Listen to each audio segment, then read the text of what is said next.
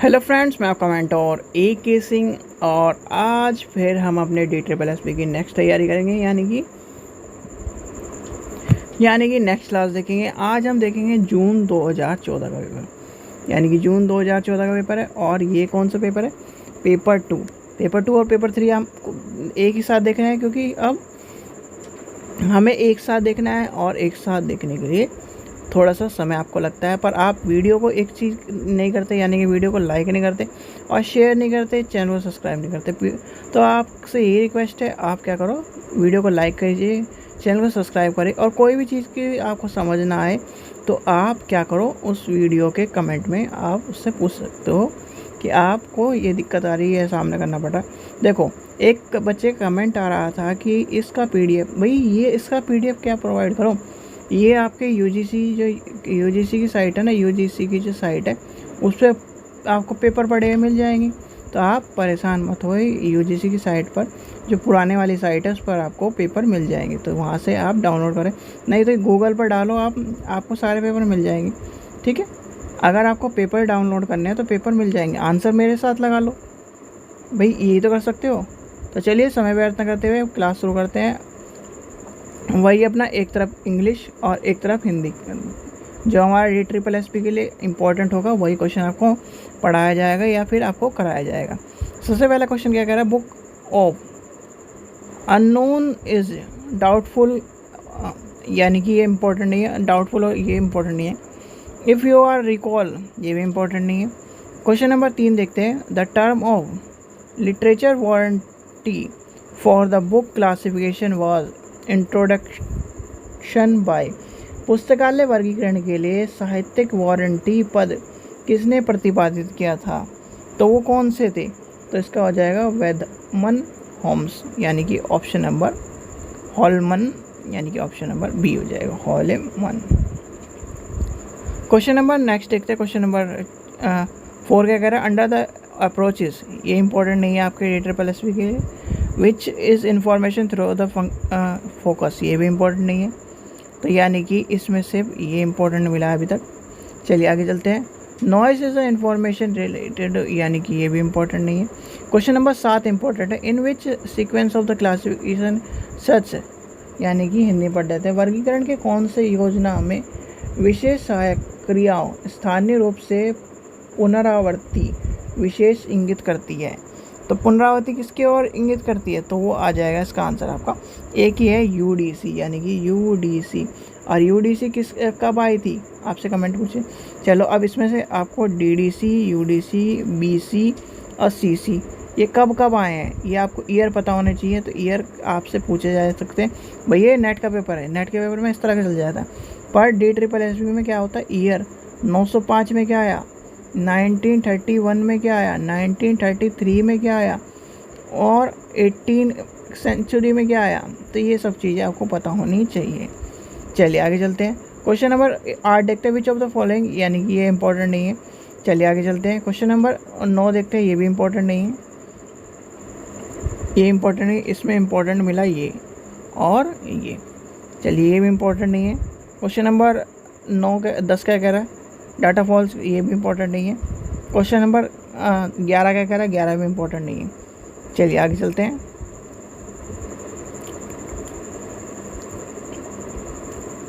12 देखते हैं। 12 बच्चा इम्पोर्टेंट नहीं है, यानी कि DSSS के लिए इम्पोर्टेंट नहीं है। हमें वही क्वेश्चन करने हैं जो हमारे DSSS के लिए इम्पोर्टेंट हो। आगे चलते हैं। AACR और RDA का, यानी कि प्राइमरी, इसका क्या कह रहा है? RDA तथा AACR के बीच मुख्य अंतर क्या है? तो वो क्या है? एक तरह से डिफरेंस बिटवीन क्या है? देखिए, जब इस तरह की बात आए तो सबसे पहले आपको एक चीज़ का ध्यान रखना है, वो होता है स्ट्रक्चर। भाई आपने ये 2 घर हैं, ये घर है और ये घर है, दोनों सेम से दिखते हैं। तो क्या इस सेम स्ट्रक्चर होगा? नहीं, स्ट्रक्चर अलग होगा। भले ही घर की लोकेशन सेम दिखता हो, यानी कि फ्रिज है, फ्रिज एक यूनिवर्सल पैटर्न पे जरूर बना हुआ है, पर उसका स्ट्रक्चर अलग हो सकता है। ठीक है, तो चलिए स्ट्रक्चर सबसे पहली चीज़ है स्ट्रक्चर यानी कि संरचनात्मकता। क्वेश्चन नंबर 14 देखते हैं। 14 क्या कह रहा है, विच ऑफ द फॉलोइंग, ये भी इंपॉर्टेंट नहीं है आपका। 15 है इंपॉर्टेंट नहीं है, 16 है इंपॉर्टेंट नहीं है, 17 है इंपॉर्टेंट नहीं है, 18 इंपॉर्टेंट है। इन रेफरेंस सर्विस, यानी रेफरेंस सर्विस क्या है, संदर्भ सेवा का आत्मसातीकरण का अर्थ क्या है। यानी आत्मसातीकरण का अर्थ पूछा हुआ है, तो आपको आत्मसातीकरण का अर्थ पता होना चाहिए 18वें क्वेश्चन में। तो भाई रेफरेंस सर्विस होती है इसलिए, सबसे पहली बात तो आपके दिमाग में ये आनी चाहिए, जो रिकॉर्ड है टू रिलेटेड टू इन्फॉर्मेशन, यानी कि पहला हो जाएगा। और दूसरा क्या है, शेयर रेफरेंस सर्विस एक्सप्रेंस, यानी एक्सप्रेस ऑफ द कैटलॉगिंग, यानी कि हिंदी में संदर्भ सेवा के अनुभव को सहकर्मियों के साथ बांटना और पुनः प्राप्त की सूचना का रिकॉर्ड करना, यानी कि पहला और दूसरा हो जाएगा। तो इस हिसाब से हो जाएगा ऑप्शन नंबर ए। चलिए आगे चलते हैं। एरे का क्वेश्चन पूछा गया, एरे में आपका इम्पोर्टेंट नहीं है, एरे का क्वेश्चन आपको इम्पोर्टेंट नहीं है, तो यानी कि इसमें तो ये इम्पोर्टेंट लगा और ये इम्पोर्टेंट है, ये इम्पोर्टेंट नहीं है। OCIC मॉडल फिजिकल लेयर, ये कंप्यूटर का क्वेश्चन है, ये इम्पोर्टेंट नहीं है। चलिए आगे चलते हैं, आगे देखते हैं कौन सा क्वेश्चन इंपॉर्टेंट आएगा। RTF इंपॉर्टेंट नहीं है हमारे लिए। फिर आगे चलते हैं, ये सैम्पलिंग मेथड, तो ये तो रिसर्च का क्वेश्चन है। चलिए आगे चलते हैं। क्वेश्चन नंबर 24 इंपॉर्टेंट है, लगाइए। क्वेश्चन नंबर 24 हिंदी में बोल देते हैं। निम्नलिखित में से, यानी arrange the following ISBDS according two year, यानी कि इसके ईयर के हिसाब से लगाना है। तो ईयर के हिसाब से सबसे पहले कौन सा आ जाएगा, सबसे पहले आ जाएगा इसका ISBDM, यानी कि M आ जाएगा। फिर इसके बाद कौन सा चला जाएगा, इसके बाद चला जाएगा S के बाद चला क्या आ जाएगा, S के बाद आ जाएगा PM और PM के बाद SCF। तो इस हिसाब से लगा लो कौन सा बैठता है, इस हिसाब से आपका बैठता है B, तो यानी कि इसमें हो जाएगा B। चलिए आगे चलते हैं। Question number N is the following the first publication, यानी कि पब्लिकेशन के हिसाब से पूछ रहा है।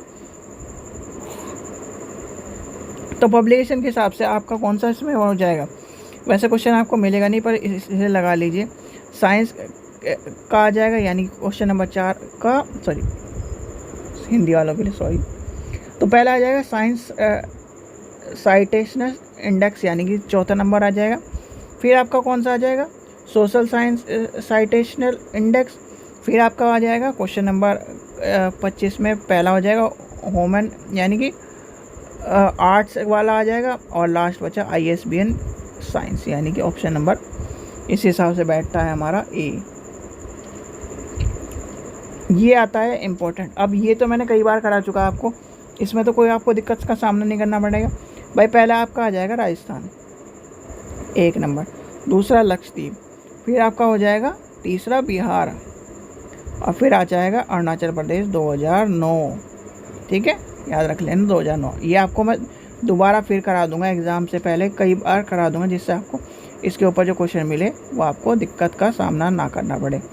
Arrange the following the order of, ये आपके लिए रिसर्च का क्वेश्चन है, यानी कि रिसर्च का क्वेश्चन है। रिसर्च नहीं पढ़ना, यानी कि हमें नेट का पेपर नहीं देना। नेट का पेपर तो हो भी गया, शायद कल था बच्चों का पेपर नेट का, तो उनका पेपर अभी तक मेरे पास किसी ने भेजा नहीं है। तो बच्चों, अगर किसी ने भी नेट का पेपर दिया हो तो आप भेज सकते हो, व्हाट्सएप का नंबर आपके पास है ही सबके पास। क्वेश्चन नंबर 28 देखते हैं। 28 इंपॉर्टेंट है। सिप्ला, यानी इसका क्या हो जाएगा, सबसे पहले हो जाएगा आपका 2002। फिर इसके बाद आता है AS लीव, यानी कि S लीव कब आ जाएगा, ये हो जाएगा 1924। फिर ALA कब आया था, ALA आपका 1876। और कोमला, यानी कि ऑप्शन नंबर ये पहुंच गया 4, ये आपका हो गया 1, ये आपका हो गया 2, ये हो गया नहीं सॉरी ये हो गया 2, ये हो गया 3। तो इस हिसाब से लगा लो, इस हिसाब से कौन सा ऑप्शन होगा, पहला। चलिए क्वेश्चन नंबर 29 देखते हैं। 29 क्या कह रहा है, इंपॉर्टेंट नहीं है, यानी कि इसके लिए।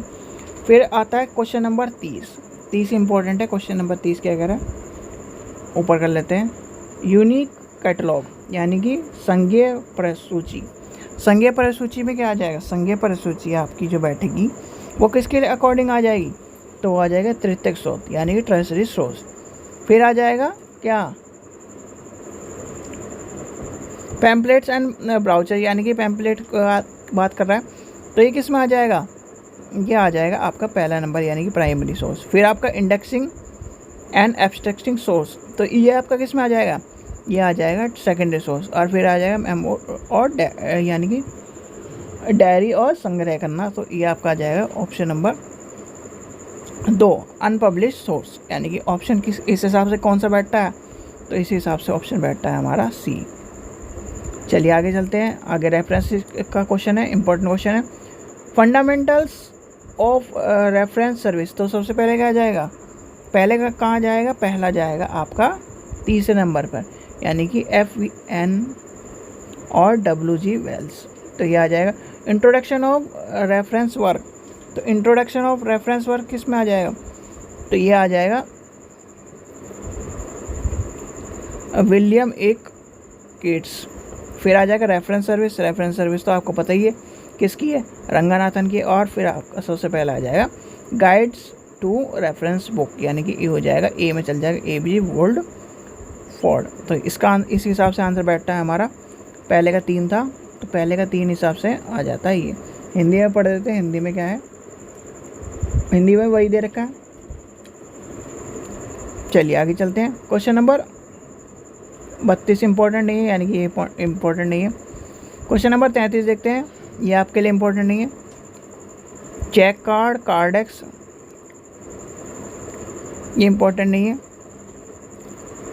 पीरियोडिकल, देखिए कार्डेक्स इंपॉर्टेंट है, इसमें कार्डेक्स के बारे में पता होना चाहिए। कार्डेक्स है क्या, अब बच्चों से पूछ लिया जाए कार्डेक्स है क्या, तो कार्डेक्स बच्चों याद रखना, जो एक तरह से पीरियोडिक सिस्टम होता है ना, उसे कहते हैं कार्डेक्स, इसलिए मैं इम्पोर्टेंट कहता हूँ। और 3 कार्ड सिस्टम, 3 कार्ड सिस्टम किसका है, तो 3 कार्ड जो सिस्टम है वो आपका किसका है, चेक कार्ड, यानी कि पहला और दूसरा इंपॉर्टेंट है, याद रख लेना। कार्डेक्स और 3 कार्ड सिस्टम क्या है, चेक कार्ड, यानी कि आपका पहला और दूसरा इंपॉर्टेंट हो जाएगा, ये वाले दोनों इंपॉर्टेंट है, ये इसका चला जाएगा ये, और कार्डेक्स का आ जाएगा ये, ठीक है। चलिए आगे चलते हैं। क्वेश्चन नंबर 32 देखते हैं, इंपॉर्टेंट नहीं है। 36 इंपॉर्टेंट नहीं है, 37 इंपॉर्टेंट नहीं है, 38 इंपॉर्टेंट नहीं है। आगे चलते हैं। आगे जो भी टाइम वेस्ट करने की बात आती है, टाइम वेस्ट मुझे करना नहीं है, क्योंकि टाइम वेस्ट करके मैं इस वीडियो को एक क्वेश्चन में आपको ऐसी बात बता दूँ जो आपको यानी कि आपने पढ़ी भी नहीं होगी और सुनी भी नहीं होगी, तो इसलिए मुझे कोई इंटरेस्ट नहीं है वीडियो को लंबा बनाने का। वीडियो लंबी बनाने का वो जोर देते हैं जिनको वीडियो को खींचना होता है, अब मुझे खींचना नहीं है, मुझे क्या नाम अपना जो है एनर्जी जो मेरी है वो अपनी सेव करनी है और बच्चों तक आउटपुट पहुंचाना है। एक भी क्वेश्चन इंपॉर्टेंट नहीं है। चलिए आगे चलते हैं। टाइम वेस्ट बिल्कुल मत करो। टाइम वेस्ट का मतलब ये है कि अपना अब ये मान लीजिए, अब आपके क्वेश्चन 13 मिनट में यहाँ तक कंप्लीट हो गए। पेपर 2 के में मान लो अगर पेपर 2 में 10 क्वेश्चन भी हमें DSSS के मिल गए, कितने मिनट में क्वेश्चन कंप्लीट हो जाएंगे, 20 मिनट में। तो 20 मिनट की वीडियो देख लो, ये थोड़ी कि आपको 1-2 घंटे की वीडियो। अब ये क्वेश्चन मान लो ये आपको पैराग्राफ पूरा पढ़ के मैं बताऊँ कि अच्छा ये इंपॉर्टेंट है बच्चों, ये इंपॉर्टेंट नहीं है, इसमें से ये इंपॉर्टेंट है, ये इंपॉर्टेंट है, बहुत सारे ऐसे करते रहते हैं यूट्यूब। तो वो चीज़ें देखो अच्छी बात नहीं है, हम भी उस चीज़ से गुजरे हुए हैं, हम भी कभी तैयारी के दौर में थे, तो हमें भी तो वो उस चीज़ का महसूस होता है। अगर हमारे साथ भी इस तरह करने लगे वो सारे टीचर, या फिर हम आपके साथ इस तरह करने लगे, आप कर रहे हो तैयारी, हम उड़ा रहे हैं मजाक, हम अपने मज़े में, तो वो चीज़ें अच्छी चीज़ नहीं है। और वो अच्छी चीज़ कहीं ना कहीं आपको भी देखो ऊपर वाला सब देख रहा है, ठीक है। अगर किसी के साथ गलत करोगे तो गलत भोगोगे, ठीक है। तो इसलिए उस चीज़ में मुझे इंटरेस्ट नहीं है ना। अगर इंटरेस्ट होता तो मैं आज से पहले भी आपको ये वीडियो 10-10 घंटे इस तरह की भी बना के दे सकता हूँ, ठीक है। वो इतनी भी कैपेबिलिटी है। जब हम एजुकेशन के सिस्टम में खड़े होकर लेक्चर दे सकते हैं, BEd वाले बच्चों को पढ़ा सकते हैं, BL वाले बच्चों को पढ़ा सकते हैं, BTC वाले बच्चों को पढ़ा सकते हैं, ये तो छोटी चीज़ है, ठीक है। तो चलिए अब करते हैं थर्ड पेपर। अब ज़्यादा टाइम वेस्ट नहीं करते, ये सब चीज़ें बाद में बात के चलती रहेगी। थर्ड पेपर की बात चलते हैं। 1 मिनट में पॉज कर देता हूँ, थर्ड पेपर ऑन कर लेता हूँ। चलिए तो आप ये आ गया पेपर थर्ड, यानी कि पेपर थर्ड आ गया 14 का। तो इंग्लिश में खोल लिया हमने, और इधर हम खोल लेते हैं हिंदी में। तो सबसे पहले क्या करा, Damodar committee was appoint in 1971 to review work of. भाई दामोदर जो कमेटी थी वो आपके पॉलिटेक्निक के लिए, यानी कि ऑप्शन कौन सा हो जाएगा, पॉलिटेक्निक लाइब्रेरी, यानी कि ऑप्शन नंबर हो जाएगा डी। चलिए आगे चलते हैं, क्वेश्चन नंबर 2 देखते हैं, इंपॉर्टेंट नहीं है, काट दीजिए। 3 इंपॉर्टेंट नहीं है, 4 इंपॉर्टेंट। आर्टिफिशियल इंटेलिजेंस, वही आर्टिफिशियल इंटेलिजेंस का तो आजकल क्या चल रहा है, एआई, और एआई में आपको तो पता ही है एआई इंपॉर्टेंट हमारे लिए नहीं है। चलिए 5 इंपॉर्टेंट नहीं है, CDS IAS IAS बिल्कुल इंपॉर्टेंट है। CDS IAS IAS क्या है, यानी कि CDS IAS IAS क्या है, वो किसकी बात करता है, वो डेवलप, यानी कि उसका अर्थ क्या है, ये पूछा है इसमें। इन CDS ISI डिलीमिटस मीन्स, तो इसका मीन्स क्या हो जाएगा, देखिए इसका मीन्स हो जाएगा सब फील्ड की बात कर रहा है, यानी कि उप क्षेत्र संकेतक, यानी कि हिंदी में क्या कह रहा है, उप क्षेत्र संकेतक, और इसमें सब फील्ड इंटरेक्शन। ठीक है, तो चलिए आगे चलते हैं, आगे क्या कह रहा है, आगे 7 नंबर क्वेश्चन इंपॉर्टेंट नहीं है। फिर आता है, ये कहता है what is the relationship between ISBD और कैटलॉग कोड। भाई क्या कह रहा है, हिंदी में क्या कह रहा है, ISBD तथा प्रसूचकरण संहिता के बीच संबंध स्थापित किया, यानी किस तरह का संबंध है, तो वो है Anglo American code including bibliographic description, यानी कि ऑप्शन नंबर हो जाएगा डी। हिंदी में पढ़ देते हैं, एंग्लो अमेरिकन सहित, यानी संहिताओं, यानी कोड में ग्रंथ परक वितरण समयवष्ट रहता है, यानी ऑप्शन नंबर हो जाएगा डी, सॉरी। अच्छा, क्वेश्चन नंबर 9 भी इंपॉर्टेंट है, who first use the phrase bibliographic control, तो ये आपका कौन सा आ जाएगा, लूथर इनविट, यानी कि ऑप्शन नंबर सी हो जाएगा, लूथर इवेंस। चलिए आगे चलते हैं, क्वेश्चन नंबर 10 देखते हैं, cost recovery and profit making approach is relation to, okay, देखिए ये क्वेश्चन आपके लिए इम्पोर्टेंट इस तरह से है, ध्यान रखना। एक चीज़ आपको मैंने बताई थी, जीरो बेस बजट, और दूसरा आपको जब आप करते हो, यानी कि बजटिंग बनाते हो, लाइब्रेरी में कितने तरह के बजट होते हैं, ये किसी को पता है, नहीं पता होगा, क्योंकि लाइब्रेरी में बहुत सारे बच्चों ने चीज़ों को अपनाया ही नहीं है। तो 10वां क्वेश्चन क्या कह रहा है, हिंदी में समझ लीजिए, आप हिंदी में पढ़ देता हूँ मैं। सूचना संग्रह, संगठन, सेवा, उपयोग इत्यादि से संबंधित में लागत वसूल तथा लाभ को सर्जन डैश के संदर्भ में करता है।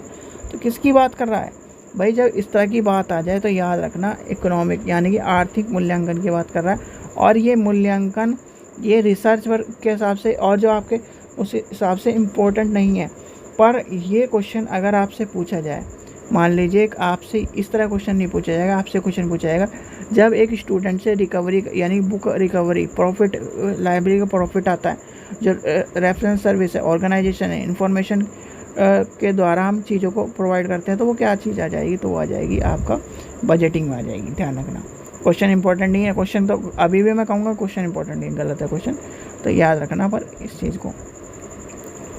अच्छा जी, क्वेश्चन नंबर 11 का 11 इंपॉर्टेंट नहीं है, 12 इंपॉर्टेंट नहीं है, 13 विच ऑफ द फॉलोइंग कंपनी, यानी कि इंडेक्स और इंडेक्सर, यानी कि इंपॉर्टेंट नहीं है। LIS gateway is maintained by, important है, क्वेश्चन नंबर 14 खोल लो, 14 नंबर, क्वेश्चन नंबर 14 कह रहा है LIS गेटवे का कौन सा रखरखाव करता है, तो रखरखाव कौन करता है, जो रखरखाव करता है ILA करता है, यानी कि इंडियन लाइब्रेरी एसोसिएशन, यानी कि ILA, और कहाँ मुख्यालय है इसका, दिल्ली।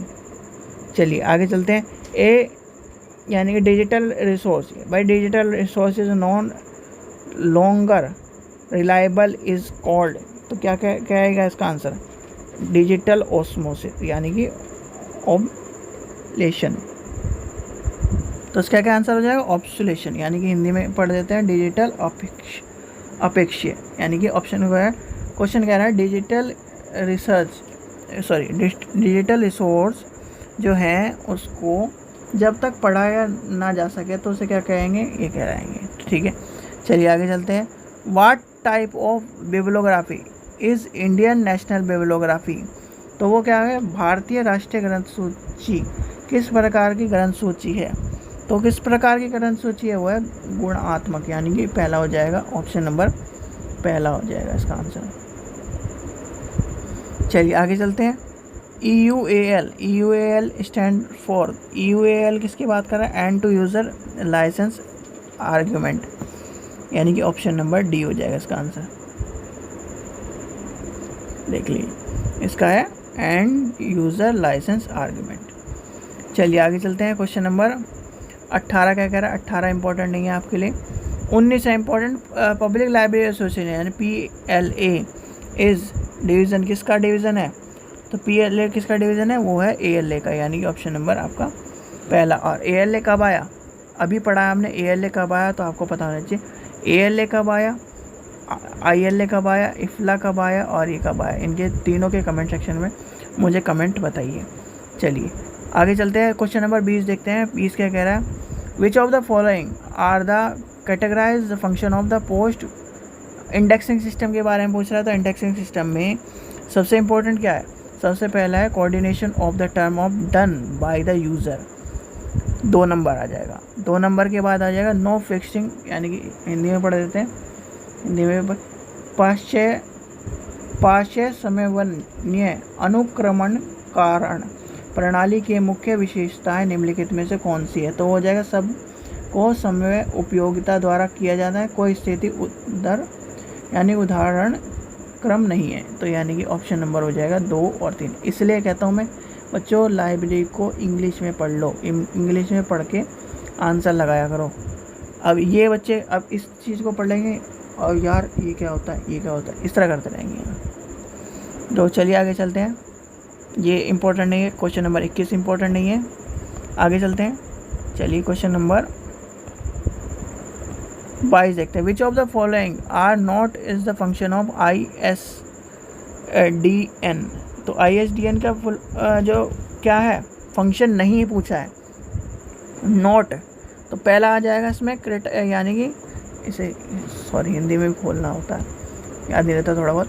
तो वो क्या कह रहा है हिंदी में, क्या कह रहा है? पैकेजिंग वाला सिस्टम, यानी कि पैकेजिंग सुरचना करना और संयोजन करना, ये हो जाएगा इसका। और एक हो जाएगा वेब पृष्ठ पर जाकर प्रोग्राम बनाना, यानी कि program visit on the web page और create in combination of package, यानी कि ऑप्शन नंबर हो जाएगा सी, यानी कि ऑप्शन नंबर सी। चलिए आगे चलते हैं। ये इम्पोर्टेंट नहीं है। 23 इम्पोर्टेंट है, 24 इम्पोर्टेंट नहीं है। वेब टूल ये भी इम्पोर्टेंट नहीं है। 24 इम्पोर्टेंट नहीं है, 26 इम्पोर्टेंट नहीं, 27, 28 क्या करा? 28 भी इम्पोर्टेंट नहीं है। अब देखते हैं 29 क्या कह रहा है? 29 भी इम्पोर्टेंट है DTSS के अनुसार। 30 नहीं है। 31 which is the direct method use study. Which of the following are direct method of user study. User study ये वाला क्वेश्चन इंपॉर्टेंट है यूज़र स्टडी के अनुसार। और यूज़र स्टडी में अगर हम 5 लॉज के अनुसार लेके चलें तो यूज़र स्टडी कौन सी आ जाएगी? यानी पाठक को हमें सब कुछ किताब प्रोवाइड करानी है और उसी को समय देना, कौन सा लॉ कहता है? बताओ, चलो आज ये भी बताओ। तो हम कौन सा क्वेश्चन देख रहे थे? यूज़र डायरेक्ट, हाँ 31 नंबर। तो निम्नलिखित में कौन सा उपयोगकर्ता अध्ययन के प्रत्यक्ष पद्धति? तो इसका जो हो जाएगा 31वें का क्वेश्चन के हिसाब से देखो आपको एक ही चीज़ दिख रही होगी इसमें, 31 के हिसाब से लगाओ। अगर जब 5 लॉज है हमारे, 5 लॉज के हिसाब से पढ़ेंगे तो वो कौन से पहले आ जाएगा? सबसे पहले है रीडिंग हैबिट। भाई रीडिंग हैबिट होगी और फिर उसके यूज़र नीड, यानी कि उपयोगिता जो होगी, ज़रूरत होगी, और पाठक की आदत, ये दोनों चीज़ अगर होगी तो पुस्तकालय में इम्पोर्टेंट है, यानी कि स्टडी यूज़र है। चलिए आगे चलते हैं। क्वेश्चन नंबर 32 इम्पोर्टेंट नहीं है। 23 ये कह रहा है स्टैटिकल, ये तो आपको पता ही है, ये तो SPSS, ये जब अलग बात है। SPSS इम्पोर्टेंट, SPSS जो होता है, जो सॉफ्टवेयर होता है, जब आप रिसर्च वर्क करते हैं तब आता है काम, ठीक है, डाटा को कैलकुलेशन करने के लिए, ये इम्पोर्टेंट नहीं है। फिर आता है 34, which of the following organization is involved in providing translation of service in India. तो ये 24 नंबर में सबसे पहले कौन सा आ जाएगा? करेक्ट कौन सा है? तो ये निस्केयर आ जाएगा, और निस्केयर के बाद आ जाएगा आपकी इन्फॉर्मेशन कौन देता है? ISLX, यानी कि ऑप्शन नंबर कौन सा बैठता है इसका? इसमें बैठ जाएगा ऑप्शन नंबर डी, ठीक है। तो यहाँ भी लगा लेना।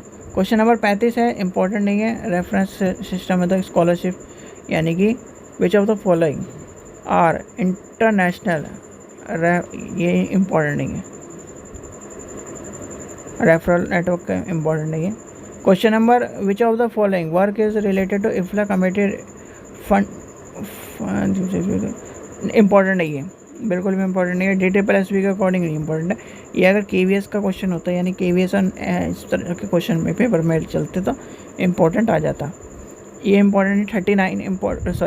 38 इम्पोर्टेंट है। अब ये बताओ, सारे लगा दो, सबसे आखिरी में कौन सा आया? सबसे पहले आपको ये डेट पता होनी चाहिए, सबसे आखिरी में कौन सा है? सबसे आखिरी में आया था उत्तराखंड। उत्तराखंड से पहले कौन सा आया? उड़ीसा। उड़ीसा से पहले कौन सा आया? गोवा। और गोवा से पहले आया मणिपुर। तो इस हिसाब से पहले कौन सा आ जाएगा? मणिपुर, फिर गोवा, फिर आपका हो जाएगा उड़ीसा, और फिर आपका उत्तराखंड। यानी कि ऑप्शन कौन सा बैठेगा आपका? सी आ जाएगा इसका आंसर। चलिए आगे चलते हैं। क्वेश्चन नंबर ये 39 इम्पोर्टेंट नहीं है। 40 क्या कह रहा है? बोलेंगे नहीं, 40 भी इम्पोर्टेंट नहीं। 49 में बस ये नेट और आपको इरनेट के बारे में पता होना चाहिए, क्योंकि इरनेट और निसनेट पूछे जा सकते हैं। क्वेश्चन नंबर 41 देखते हैं, अरेंज द फॉलोइंग, ये इंपॉर्टेंट नहीं है। क्वेश्चन नंबर 42 देखते हैं, अरेंज द फॉलोइंग, ये इंपॉर्टेंट है। चलिए हिंदी में लिख खोल लेते हैं। क्वेश्चन नंबर 41 क्या कह रहा है? अरेंज करना है इसे। तो अरेंज करने के हिसाब से सबसे पहले क्या आ जाएगा? सबसे पहले आ जाएगा हमारा ये आ जाएगा aesthetic society of library in Bombay. तो पहले का पहला हो जाएगा, फिर दूसरा हो जाएगा, ये हो जाएगा, दूसरे में आ जाएगा कोनेमर पब्लिक लाइब्रेरी मद्रास, यानी कि दूसरा पहला और दूसरा, फिर आपका आ जाएगा national library in India Kolkata, फिर आपका दिल्ली। और आपको ये पता है क्या है ये? चलो आपसे आज एक चीज़ पूछता हूँ, ये है क्या? ये कोई मुझे बता सकता है? ये आपके पता है क्या है? ये आपके डिलीवरी बुक एक्ट के टॉपिक हैं, जिसे हम डेपोसिटरी लाइब्रेरी में पढ़ते हैं। ये ध्यान रखना, ये डेपोसिटरी लाइब्रेरी, ये इनकी पुराने नाम हैं, यानी कि एस्थेटिक सोसाइटी मुंबई, मद्रास, दिल्ली, कोलकाता, ये वो हैं। अब आप ढूंढोगे चैनल पर, जब जाओगे और चैनल पर जाने के बाद आपने जिसने भी DSSB की और KVS की जो वीडियो है उसे में पढ़ा होगा, तो डिलीवरी बुक एक्ट के नाम से लिखा हुआ है, डिलीवरी बुक एक्ट, तो उसको पढ़ लेना। चलिए क्वेश्चन नंबर 43 देखते हैं। 43 इंपॉर्टेंट नहीं है। 43 में इसके बारे में पूछा है, यानी कि अरेंज करा है, तो ये इंपॉर्टेंट नहीं है। 44 इंपॉर्टेंट नहीं है बिल्कुल भी, 44 भी इंपॉर्टेंट नहीं है। आगे चलते हैं, 45 देखते हैं। 45 क्या कह रहा है? सीक्वेंस ऑफ UGC कमेटी, अच्छा ये इंपॉर्टेंट है। चलिए इसे लगाइए। सबसे पहले क्या आ जाएगा? सबसे पहले आपकी आ जाएगी UGC committee for the development unit, यानी कि हिंदी में खोल लेते हैं, विश्वविद्यालय एवं कॉलेज पुस्तकालय विकास में UGC की समिति का योगदान तो किसने किया था? SR रंगानाथन जी ने। रंगानाथन जी के बाद फिर कौन आते हैं? UGC review committee on library science, ये भी रंगानाथन जी ने किया, तो यानी कि पहला, तीसरा। फिर आ जाएगा कौन सा आ जाएगा? फिर आ जाएगा UGC workshop on standard college library, यानी कि UGC पुस्तकालय मापदंड कार्यशाली। और आपके आखिरी बचेगा यशपाल, यानी कि डॉक्टर यशपाल जो कमेटी थी, UGC committee on national network system for university libraries, यानी कि इसमें इस हिसाब से बैठता है आपका ऑप्शन नंबर सी। चलिए आगे चलते हैं। क्वेश्चन नंबर 46 इंपॉर्टेंट नहीं है, 47 इंपॉर्टेंट नहीं है, ये तो हाइपोथेसिस और ये सब कुछ बता रहा है। क्वेश्चन नंबर 48 भी इंपॉर्टेंट नहीं है। चलिए आगे चलते हैं। क्वेश्चन नंबर 48, 49 इंपॉर्टेंट नहीं है, 50 इंपॉर्टेंट है। 50 में इंफॉर्मेशन लिटरेसी के बारे में पूछा गया, तो इसमें से एक ही इम्पोर्टेंट है जो कि आपका इफ्ला से कंडक्ट करता है, तो यानी कि इफ्ला का, यानी कि 50 नंबर में कौन सा आ जाएगा? इफ्ला का होगा क्या, आप ये बताओ। इफ़ला किस चीज़ के लिए रिलेटेड है, यानी कि अगर आप इफ़ला को लेके चले तो इफ़ला में आपका आ जाएगा guidance on information literacy of life long learning, यानी कि उसका हो जाएगा सी का ए। बस ये इम्पोर्टेंट है। चलिए आगे चलते हैं। आगे कौन सा इम्पोर्टेंट है, इसमें इम्पोर्टेंट नहीं है, ये भी इम्पोर्टेंट नहीं है। ये है information technology and literacy, important नहीं है। चलिए आगे चलते हैं। बिहेवियर साइंस, फिलोसफिकल साइंस, ये इम्पोर्टेंट नहीं है। चलिए आगे चलते हैं।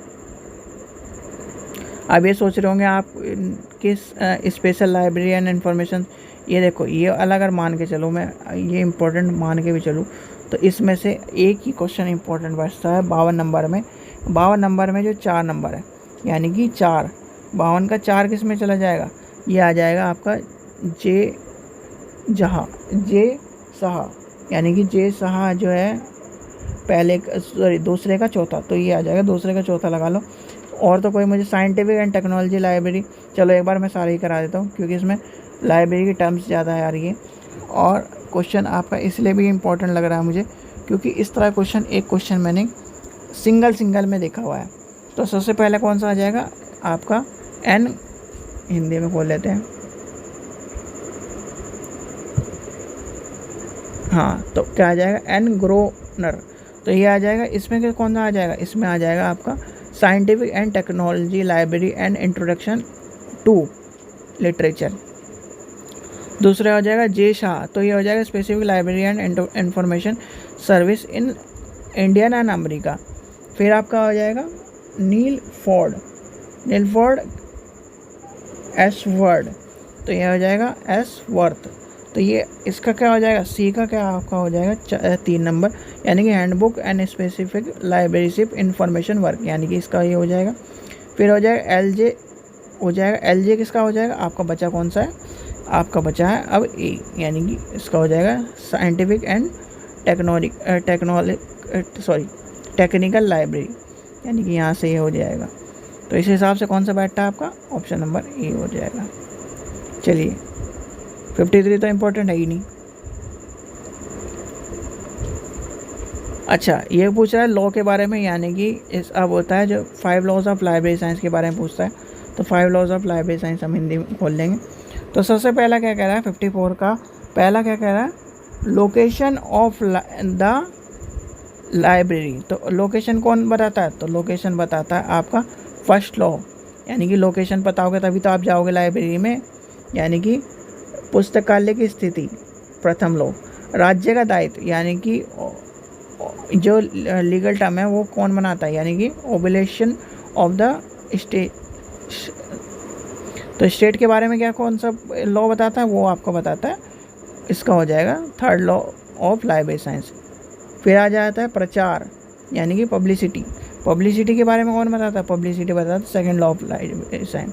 फिर आता है पुस्तकालय स्टाफ की शक्ति, यानी strategy of the library staff, तो लाइब्रेरी स्टाफ के आ जाएगा, इसमें कौन सा आ जाएगा, इसका हो जाएगा ऑप्शन नंबर 5th लॉ, यानी कि ऑप्शन हो जाएगा इस हिसाब से आपका बैठता कौन सा है, ऑप्शन नंबर बी, यानी कि ऑप्शन नंबर बी हो जाएगा।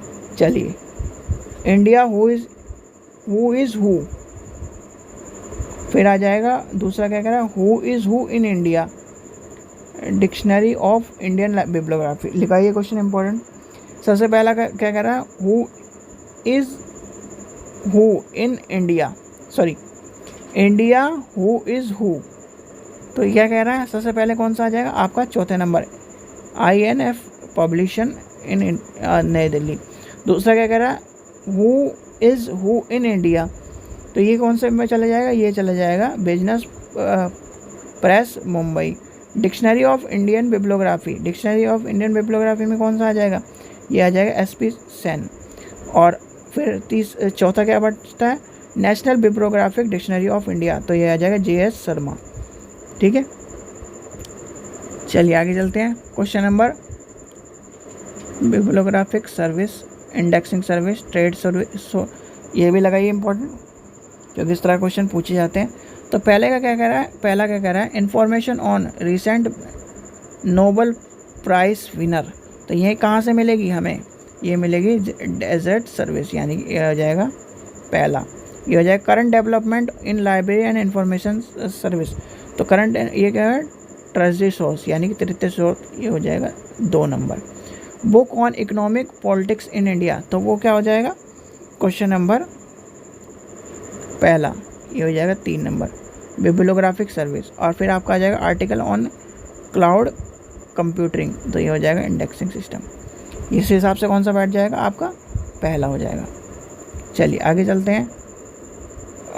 ये इम्पोर्टेंट नहीं है, इसमें जो आप सोच रहे होगे कि रंगनाथन, डॉक्टर रंगनाथन का नाम देता है, क्लासिफिकेशन दे रहा है, तो सा कमिटी दे रहा है, तो ये आपके देखो रंगनाथन ने क्या दिया, जो रंगनाथन है, रंगनाथन जी ने क्या दिया, आपसे एक क्वेश्चन में पूछता हूँ, चलो इसका आंसर आप खुद बताओ।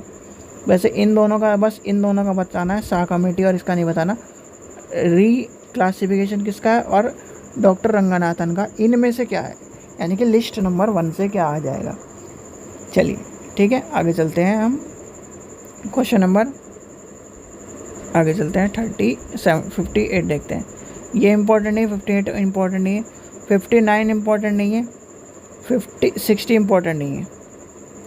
चलिए 61 इम्पोर्टेंट नहीं है, 70 लगाइए, सॉरी 70 बोल रहा हूँ यार, 62 लगाइए, 62। अब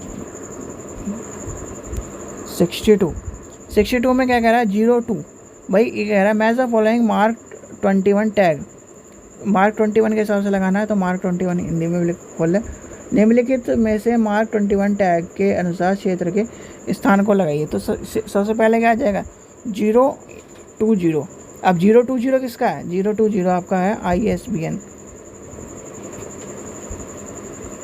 ये आ जाएगा किसमें, पहला नंबर। 100 नंबर किसका है, 100 नंबर पर्सनल नंबर यानी कि पर्सनल नेम। फिर 226 किसका है, 226 आपका हो जाएगा पब्लिकेशन एंड, यानी कि इधर भी पढ़ रहे थे ISBN व्यक्तिगत नाम और प्रकाशन वितरण, यानी कि ये हो जाएगा 3 नंबर। और 404 किसका है, ये होगा सीरीज स्टेटमेंट, यानी कि हो जाएगा 4। ठीक है, चलिए आगे चलते हैं। क्वेश्चन नंबर 63 देखते हैं। 63 क्या कह रहा है, 63 इंपॉर्टेंट नहीं है। 64, 65, 66, 67, 68, 69 एक भी इम्पोर्टेंट नहीं है। आगे चलो, 70 इम्पोर्टेंट नहीं है, 71 इम्पोर्टेंट नहीं है। ये आपके यानी कि इस तरह क्वेश्चन आपको देखने के लिए नहीं मिलेंगे, इसमें से कोई भी क्वेश्चन इम्पोर्टेंट नहीं है। ठीक है बच्चों, तो ये था आज का पेपर, यानी कि हमारा जून 2014 का पेपर हो गया, जो इम्पोर्टेंट था DSSB के अकॉर्डिंग, वो आपको बता दिया गया है। आशा करता हूँ आपको वीडियो पसंद आई। वीडियो पसंद आई तो लाइक करें, चैनल को सब्सक्राइब करें और वीडियो को ज़्यादा से शेयर करें। अब बच्चों एक चीज़ आपके दिमाग में आ रही होगी कि सर आपने जो कथन और कारण वाले क्वेश्चन हैं, इनमें से भी तो क्वेश्चन आपको मिल सकता है। देखो क्वेश्चन आपको मिलेगा, मैं आपको गलत नहीं कह रहा कि मिलेगा नहीं है इस तरह की बात। जैसे ये क्वेश्चन है, अब ये क्वेश्चन आपको यानी कि अगर हिंदी में खोल दो मैं, एक मिनट, ये कौन सा क्वेश्चन है, 71 क्वेश्चन नंबर है 71 क्या कह रहा है, ग्रंथालय विज्ञान का प्रथम सूत्र ग्रंथालय उपयोगिता के लिए स्वीकृति में वर्तमान डिजिटल वातावरण में दूरगामी परिवर्तन लाया। तो यानी कि ये हो जाएगा, अगर इस तरह से लेके चले तो ये तो इम्पोर्टेंट है। अब इस तरह से आपको एक चीज़ यानी कि ये मिल गया, अब आपको ऑप्शन में ढूंढने पड़ेंगे, यानी आपको ऑप्शन के लिए कन्फ्यूज़न, तो ये सब चीज़ें थोड़े से कॉम्प्लिकेटेड हो जाती है, और कॉम्प्लिकेटेड हमें करना नहीं है, हमें क्वेश्चन और ऑप्शन, क्योंकि क्वेश्चन और ऑप्शन हिस्ट्री का मतलब ये है और लाइब्रेरी का मतलब ये है, क्वेश्चन और ऑप्शन एज इट इज उठते हैं, तो इसलिए आपको वही क्वेश्चन कराए जा रहे हैं जो उठने के चांस है, यानी कि यहाँ से उठाकर कॉपी पेस्ट करे जा सकते हैं। ठीक है बच्चों, तो आशा करता हूँ वीडियो पसंद आई। वीडियो पसंद आए तो लाइक करें, चैनल को सब्सक्राइब करें, वीडियो को ज़्यादा से ज़्यादा शेयर करें। Thank you.